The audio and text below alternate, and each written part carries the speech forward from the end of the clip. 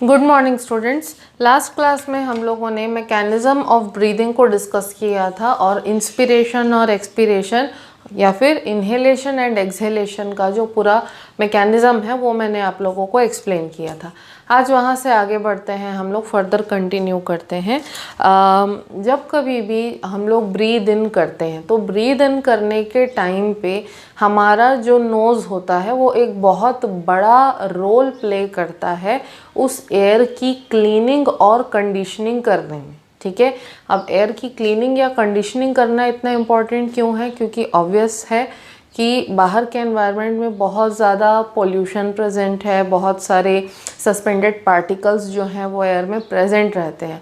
And you can imagine कि इतना ज़्यादा पोल्यूशन होने पर अगर हम लोग वो सारा पोल्यूटेड एयर जो है, if we are breathing in that polluted air, how much effect it would have on all of us. Okay, so हमारा जो नोज़ है, हमारा जो नेज़ल चेम्बर है या नेज़ल पैसेज है, वो एटमॉस्फेरिक एयर की कंडीशनिंग और क्लीनिंग में बहुत बड़ा रोल प्ले करता है। ठीक है, और कंडीशनिंग और क्लीनिंग से होता क्या है? कंडीशनिंग और क्लीनिंग से हम लोग जो है अच्छा जो एयर है उसको हम लोग फाइनली जो है ब्रीद इन कर सकते हैं। ठीक है, अब ये जो कंडीशनिंग और क्लीनिंग होती है एयर की, ये कहाँ पर होती है? ये हमारे नेज़ल चेम्बर के अंदर होती है और इसमें बेसिकली 4 स्टेप्स होते हैं। ठीक है, पहला है वार्मिंग, ठीक है, दूसरा है मॉइस्चनिंग,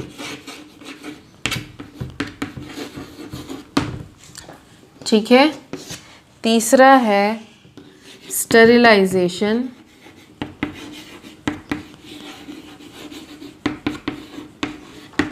और चौथा है क्लीनिंग।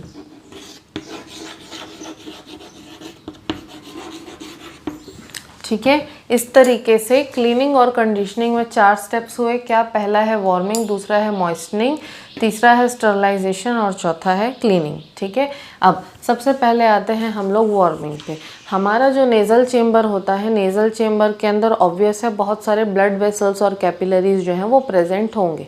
ठीक है, तो हमारे ब्लड वेसल्स या ब्लड की जो कैपिलरीज होती हैं वो हीट रेडिएट करती हैं गर्म पानी के ट्यूब के जैसे। या फॉर एग्ज़ाम्पल हम लोग ले लें कि अगर हम लोग कोई खाने की चीज़ जो है गरम करना चाहते हैं, किसी वेसल में गरम करना चाहते हैं, तो अगर हम लोग कोई पैन या कोई कढ़ाई जो है अगर उसको गैस पे बैठाते हैं, गैस पे बैठाने के बाद में थोड़ी देर में जब वो पैन या कढ़ाई गर्म हो जाता है तो उसके ऊपर हाथ रखने से we can feel the heat.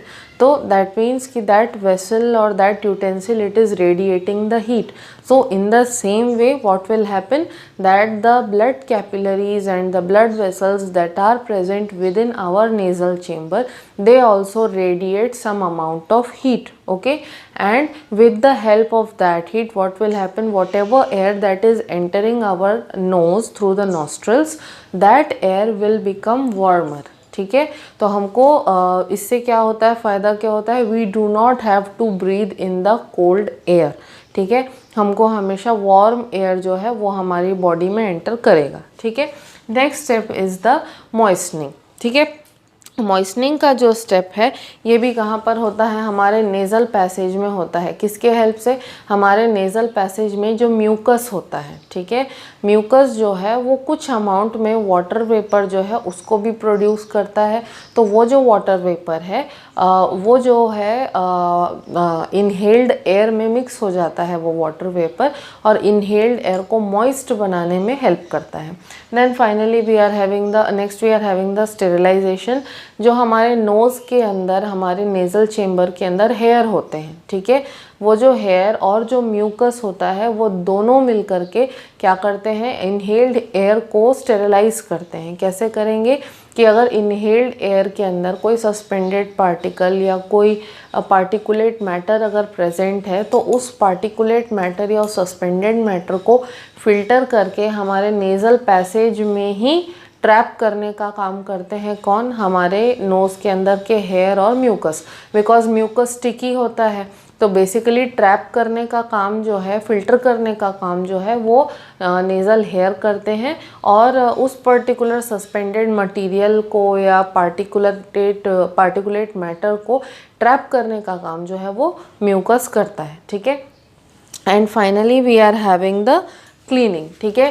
Cleaning जो है वो हमारे नेज़ल चेम्बर के इनर पार्ट में होती है, जहाँ पर अगेन जो छोटे छोटे हेयर के जैसे स्ट्रक्चर्स हैं वो प्रेजेंट होते हैं। They help in cleaning the inhaled air, ठीक है।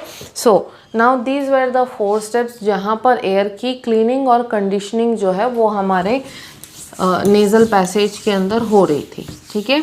Next, coming to the next topic, advantages of nasal breathing. अभी तक जो हम लोग पढ़ रहे थे वो क्या पढ़ रहे थे, नेज़ल ब्रीदिंग। अब नेज़ल ब्रीदिंग के अलावा एक और टाइप होता है ब्रीदिंग का, दैट इज़ एब्डोमिनल ब्रीदिंग, ठीक है। तो नेज़ल ब्रीदिंग और एब्डोमिनल ब्रीदिंग दोनों में क्या डिफरेंस है। नेज़ल ब्रीदिंग वो ब्रीदिंग है जो नेचुरली चलती है हमारे बॉडी में, ठीक है। लेकिन एब्डोमिनल ब्रीदिंग जो है तब होती है जब हम लोग फोर्सफुली जबरन अगर हम लोग ज़ोर ज़ोर से सांस लेते हैं तब। या फॉर एग्जांपल बहुत अच्छे तरीके से हम लोग इस चीज़ को समझ सकते हैं कि जब कभी भी तबीयत ख़राब हो, हम लोग डॉक्टर के पास दिखाने के लिए जाते हैं तो डॉक्टर हमको बोलते हैं, ठीक है, कि आप लोग ज़ोर ज़ोर से सांस लो, गहरी सांस लो, और वो स्टेथोस्कोप से चेक करते हैं, ठीक है। तो वो जो जब हम लोग फोर्सफुल या गहरी सांस लेते हैं उस टाइम पे जो हमारी ब्रीदिंग है, कभी आप लोग ऑब्ज़र्व करना, उस टाइम की जो हमारी ब्रीदिंग होती है वो एब्डोमिनल ब्रीदिंग होती है, ठीक है। वो क्या होती है, एब्डोमिनल ब्रीदिंग होती है। लेकिन जब हम लोग नॉर्मल कंडीशन में होते हैं, हेल्दी कंडीशन में, एट रेस्ट होते हैं, या जनरली कोई काम कर रहे होते हैं हम लोग, तब जो हमारी ब्रीदिंग होती है वो नेज़ल ब्रीदिंग होती है, ठीक है। अब जो नेज़ल ब्रीदिंग है उसको एक्चुअली हम लोग थोरैसिक ब्रीदिंग बोलेंगे तो ज़्यादा अच्छा होगा, ठीक है। उसको हम लोग नेज़ल ब्रीदिंग को थोरैसिक ब्रीदिंग बोलेंगे तो ज़्यादा बेटर रहेगा, क्योंकि इस नेज़ल ब्रीदिंग जो होती है उसमें थोरैक्स का बहुत बड़ा इन्वॉल्वमेंट होता है, ओके। नाउ नेज़ल ब्रीदिंग जो है उसका एडवांटेज क्या है। नेज़ल ब्रीदिंग का एडवांटेज ये है कि पहली चीज़, आपको ठंडी हवा इनहेल करने की ज़रूरत नहीं। दूसरा, आप बिल्कुल साफ़ सुथरी और गर्म हवा आप जो है इनहेल करोगे, ठीक है। और तीसरी चीज़, इससे हमको फ़ायदा क्या होता है, इससे फ़ायदा ये होता है कि हमारी जो बॉडी है, क्योंकि नेज़ल ब्रीदिंग अगर हो रही है तो उससे मैक्सिमम जो इनटेक ऑफ एयर है वो पॉसिबल हो पाता है, ठीक है। नॉर्मल कंडीशन में जब अगर हम लोग एब्डोमिनल ब्रीदिंग कर रहे हैं अगर, ठीक है, तो फोर्सफुल ब्रीदिंग जो है, एब्डोमिनल ब्रीदिंग जो है, उसमें हो सकता है कि हम लोग और ज़्यादा एयर इनहेल कर लें, ठीक है। लेकिन जो हमारी नॉर्मल कैपेसिटी होती है एयर इनहेल करने की, उसमें, उस कंडीशन में, नॉर्मल कंडीशन में जो है हम लोग सबसे ज़्यादा क्वांटिटी ऑफ एयर जो है वो नेज़ल ब्रीदिंग में कर सकते हैं, ठीक है। इसके बाद हम लोग नेक्स्ट आते हैं कि हमने अभी तक जो पढ़ा था वो ये था कि लंग्स के अंदर नेगेटिव प्रेशर ब्रीदिंग होती है, ठीक है। तो नेगेटिव प्रेशर ब्रीदिंग जो है उसका भी फ़ायदा क्या होता है। सबसे पहला फ़ायदा नेगेटिव प्रेशर ब्रीदिंग का ये होता है कि हमारा जो लंग है या हमारे जो दोनों लंग्स हैं वो नेगेटिव प्रेशर ब्रीदिंग के वजह से कभी भी कंप्लीटली खाली नहीं रहते। उनमें कुछ अमाउंट ऑफ एयर जो है वो प्रेजेंट रहती है, ठीक है।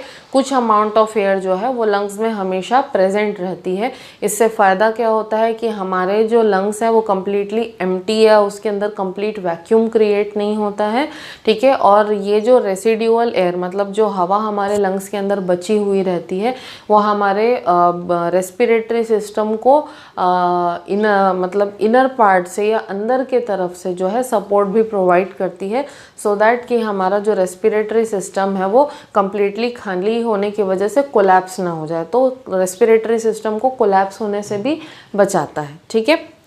इसके बाद फाइनली हम लोग इस चीज़ पे आते हैं जो मैंने आप लोगों को बताया था कि 2 तरीके की ब्रीदिंग होती है, थोरैसिक और एब्डोमिनल, ठीक है। तो थोरैसिक ब्रीदिंग जो है उसमें क्या होता है कि जो हमारा विंड पाइप होता है या और हमारे जो रिब्स होते हैं उनका वर्टिकल मूवमेंट होता है, ठीक है। वर्टिकल मूवमेंट मतलब कि जो विंड पाइप है और जो रिब्स है, ठीक है, वो जो है उनका इन्वॉल्वमेंट ब्रीदिंग में होगा। तो जो थोरैसिक ब्रीदिंग है उसमें वर्टिकल मूवमेंट रहता है किसका, विंड पाइप का। लेकिन जो एब्डोमिनल ब्रीदिंग होती है उसमें लैटरल मूवमेंट होता है रिब्स का। ठीक है, तो लैटरल मूवमेंट होने की वजह से रिब्स अगर फैल रहे हैं तो उसके साथ साथ हमारा एब्डोमेन जो है वो भी क्या करता है, एक्सपैंड और रिलैक्स करता है। ठीक है, अब थोरैसिक ब्रीदिंग जो है वो मेजरली विमेन में होती है। ठीक है, थोरैसिक ब्रीदिंग जो है वो मेजरली विमेन में होती है और एब्डोमिनल ब्रीदिंग जो है वो मेजरली मेन में होती है। Just because their bodies are made like that, उनकी बॉडी का स्ट्रक्चर वैसा है, उनकी बॉडी बनी वैसे है, उस वजह से जो है फीमेल्स में जो है वर्टिकल मूवमेंट होता है थोरैक्स का, इसीलिए जो है थोरैसिक ब्रीदिंग होती है। और मेल्स जो होते हैं उनमें ऐसा नहीं है कि थोरैसिक ब्रीदिंग नहीं होती, उनमें भी थोरैसिक ब्रीदिंग होती है, लेकिन ब्रीदिंग का 25% सिर्फ थोरैसिक होता है उनका, और बाकी मेजर जो 75% ब्रीदिंग होती है मेल्स की वो एब्डोमिनल होती है। तो हम लोग ये मान के चलते हैं कि मेल्स जो होते हैं उनमें प्रीडोमिनेंटली थोरैसिक की जगह एब्डोमिनल ब्रीदिंग होती है। ठीक है, अब एक टर्म पे हम लोग आते हैं, वो है ब्रीदिंग रेट। एक टर्म है ब्रीदिंग रेट। अब ब्रीदिंग रेट क्या होता है? ठीक है, 1 मिनट में एक इंसान कितने बार सांस लेता है उसको हम लोग कहते हैं breathing rate. Inspiration and expiration, ठीक है, दोनों मिला करके एक ब्रीदिंग होती है। एक इन्हेलेशन और एक एक्सहेलेशन मिला करके एक ब्रीदिंग या एक ब्रेथ होती है, एक सांस होती है। तो एक इंसान 1 मिनट में कितनी बार सांस लेता है, that is known as breathing rate. ठीक है, अगेन आई एम एक्सप्लेनिंग, एक इन्हेलेशन और एक एक्सहेलेशन दोनों मिलाकर के एक ब्रेथ या एक सांस बनती है। तो 1 मिनट के अंदर कोई भी इंसान कितनी बार सांस ले रहा है, that is known as the breathing rate. ठीक है, अब ब्रीदिंग रेट जो है वो हमेशा कांस्टेंट नहीं रहता, वो चेंज हो सकता है। ठीक है, जनरली जब हम लोग रेस्ट पे होते हैं तो एक अडल्ट पर्सन के अंदर 12 से 15 ब्रीथ या 12 से 15 सांस जो है वो पर मिनट चलती है। लेकिन ये जो नंबर है, ये जो ब्रीदिंग रेट है, ये चेंज हो सकता है एक्टिविटी के हिसाब से। ठीक है, अगर आप लोग सो रहे हो तो ब्रीदिंग रेट जो है वो स्लो हो सकती है। ठीक है, अगर आप लोग कोई हैवी फिजिकल एक्टिविटी कर रहे हो तो ब्रीदिंग रेट जो है वो इंक्रीज हो सकती है, बढ़ सकती है। तो पर्सन की एक्टिविटी के ऊपर डिपेंड करता है कि ब्रीदिंग रेट कम होगी या ज़्यादा। ठीक है, नॉर्मल कंडीशन में 12 से 15 ब्रेथ्स पर मिनट होता है अडल्ट पर्सन में, लेकिन जब सो रहे हो तो ब्रीदिंग रेट कम हो सकता है। ठीक है, और जब हैवी फिजिकल वर्क कर रहे हो तब ब्रीदिंग रेट जो है वो इंक्रीज भी हो सकता है। ठीक है, अब हम लोग एक बहुत इम्पोर्टेंट टॉपिक पे आते हैं आज। ठीक है, जो कि है pulmonary air volumes and capacities. Pulmonary air volumes and capacities. ठीक है, इस टॉपिक के अंदर हम लोग बेसिकली देखेंगे कि हमारा लंग जो है, हमारे लंग्स जो हैं उनमें सांस लेने की, अलग अलग तरीके से सांस लेने की और सांस छोड़ने की कितनी कैपेसिटी होती है। तो उसके अलग अलग क्राइटेरिया हैं, हम उस क्राइटेरिया के बेसिस पे हम लोग different types of air volumes और डिफरेंट टाइप्स ऑफ कैपेसिटीज़ जो होती हैं उसको स्टडी करेंगे। ठीक है, तो सबसे पहला है यहाँ पर, सबसे पहला है टाइडल वॉल्यूम।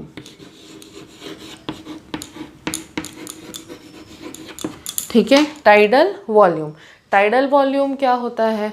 नॉर्मल, जब हम लोग रेस्ट पे हों, नॉर्मली बैठे हों, तो जब हमारी बॉडी रेस्ट पर होती है उस टाइम पर जब हमारी बॉडी में नॉर्मल ब्रीदिंग हो रही है, ठीक है, तो नॉर्मल ब्रीदिंग होने पर कितनी अमाउंट ऑफ एयर हम लोग ब्रीद इन कर सकते हैं, that is known as the tidal volume. ठीक है, when we are at rest and when we are inhaling slowly or when we are inhaling normally, So at that time, how much amount of air we are inhaling, that volume of air is known as the tidal volume. Rest पे हम लोग कितनी quantity of air को inhale कर सकते हैं, that is known as the tidal volume. ठीक है, अब टाइडल वॉल्यूम के बारे में मैं अगर बोलूँ तो टाइडल वॉल्यूम जो है किसी भी अडल्ट पर्सन का हो सकता है 500 ml. मतलब कि जब कोई पर्सन रेस्ट पर हो तो वो एक बार में 500 ml हवा इनहेल कर सकता है. 500 ml हवा जो है वो इनहेल कर सकता है. ठीक है, इसमें से जो है 250 ml एयर जो है वो कहाँ पर प्रेजेंट रहेगा, जैसे कि 250 ml एयर जो होता है वो हमारे रेस्पिरेटरी पैसेज में रहता है. सॉरी 250 नहीं, 150 ml एयर जो है वो हमारे रेस्पिरेटरी पैसेज में रहता है. यानी कि हमारा जो विंड पाइप है, ट्रैकिया है, ब्रोंकाई हैं. ठीक है, तो ये जो हमारे एयर पैसेजेस होते हैं, ठीक है, हमारा नाक, हमारा ट्रैकिया, विंड पाइप और ब्रोंकाई. ठीक है, तो ये जो एयर पैसेजेस होते हैं उसके अंदर कम से कम 150 ml हवा जो है वो प्रेजेंट रहती है हमेशा. ठीक है, तो इसको हम लोग क्या कहते हैं, इसको कहते हैं हम लोग डेड स्पेस. डेड स्पेस क्यों? क्योंकि यहाँ पर एक्सचेंज ऑफ गैसेस हो नहीं रहा है एयर पैसेजेस के अंदर. तो 150 ml हवा जो है वो डेड स्पेस यानी कि एयर पैसेजेस के अंदर प्रेजेंट रहती है. बाकी कितनी बची? बाकी बची 350 ml हवा. ये जो 350 ml हवा है ये एक्चुअली हमारे लंग्स के अंदर एंटर करती है हमेशा. ठीक है, तो टाइडल वॉल्यूम जो है वो 2 टाइप्स में डिवाइडेड है. एक जो है 150 ml एयर जो है वो डेड स्पेस में प्रेजेंट रहती है यानी कि एयर पैसेजेस के अंदर प्रेजेंट रहती है. और 350 ml एयर जो है वो एक्चुअली गैसियस एक्सचेंज के लिए क्या करती है, लंग्स को एंटर करती है. ठीक है, so this was the first one, that is the tidal volume.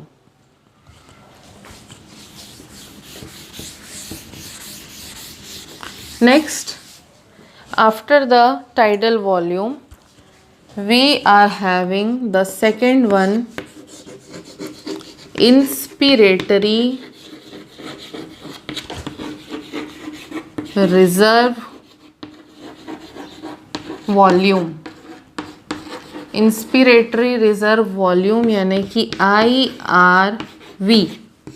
ठीक है, इंस्पिरेटरी रिजर्व वॉल्यूम मतलब जब हम लोग ज़बरदस्ती से फोर्सफुली ज़ोर से सांस अंदर लेते हैं तब कितनी अमाउंट ऑफ एयर हमारे लंग्स में एंटर कर सकती है, that is known as the inspiratory reserve volume.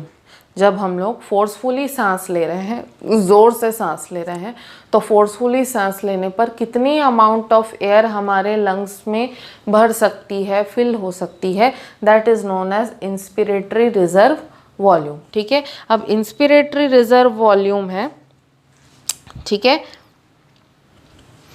ये करीब करीब होती है 3000 ml. ठीक है, इंस्पिरेटरी रिजर्व वॉल्यूम कितना होगा, करीब करीब 3000 ml जो है फोर्सफुली सांस लेने से 3000 ml हवा जो है वो हमारे बॉडी के अंदर, हमारे लंग्स के अंदर फिल हो सकती है. Okay, then after this we are having the next one. We are having the next one, that is expiratory reserve volume ERV. expiratory reserve volume, that is ERV. ठीक है, तो जब हम लोग फोर्सफुली सांस लेते हैं, ठीक है, तब क्या था, इंस्पिरेटरी रिजर्व वॉल्यूम था. तो जब हम लोग फोर्सफुली सांस बाहर छोड़ते हैं, ठीक है, जब हम लोग फोर्सफुली बाहर सांस छोड़ते हैं, ठीक है, तब कितना अमाउंट या कितना वॉल्यूम ऑफ एयर हम लोग बाहर छोड़ सकते हैं, that is known as the expiratory reserve volume. ठीक है, एक बार नॉर्मल सांस ली, उसके बाद नॉर्मल सांस लेने के बाद में अगर हम लोग उसी सांस को फोर्स से बाहर छोड़ते हैं, ठीक है, तो फोर्स से हम लोग कितनी हवा बाहर निकाल सकते हैं, that is known as the expiratory reserve volume. ठीक है, और एक्सपिरेटरी रिजर्व वॉल्यूम कितना होता है 1000 से लेके 1100 ml तक। ठीक है, एक्सपिरेटरी रिजर्व वॉल्यूम कितना होता है 1000 से लेके 1100 ml तक। ठीक है, इसके बाद नेक्स्ट आता है fourth one, that is the residual volume. ठीक है, रेसिड्यूअल वॉल्यूम क्या होता है, रेसिड्यूअल वॉल्यूम होता है कि एक बार एकदम फोर्स से सांस छोड़ने के बाद कितनी अमाउंट ऑफ एयर हमारे लंग्स में बची रह जाती है। ठीक है, that is known as residual volume. Forcefully सांस छोड़ने के बाद भी कुछ अमाउंट ऑफ एयर जो है वो हमारे लंग्स में बची हुई रह जाती है। तो कितनी अमाउंट में वो जो एयर बची रहती है, जितनी भी अमाउंट में बची रहती है, that volume of air is known as the residual volume. ठीक है, again I am repeating, forcefully सांस छोड़ने के बाद भी कुछ वॉल्यूम ऑफ एयर जो है वो हमारे लंग्स में बची रह जाती है, that is known as the residual volume. ठीक है, और रेसिड्यूअल वॉल्यूम कितना होता है 1100 से लेके 1200 ml। 1100 से लेके 1200 ml हवा जो है वो ज़बरदस्ती सांस बाहर फोर्सफुली सांस छोड़ने के बाद भी हमारे लंग्स में इतने वॉल्यूम में एयर जो है वो प्रेजेंट रह सकती है। ठीक है, तो आज हम लोगों ने पल्मोनरी एयर वॉल्यूम तक का जो पोर्शन है उसको कवर किया है। नेक्स्ट जो हमारी क्लास रहेगी उसमें हम लोग पल्मोनरी कैपेसिटीज़ के बारे में जो है बात करेंगे। आज मैंने जो भी आप लोगों को पढ़ाया, टाइडल वॉल्यूम, IRV, ERV या फिर रेसिड्यूअल वॉल्यूम, ठीक है, ये सब के बारे में I hope that you have understood, and if you are having any doubts you can ask me. Thank you.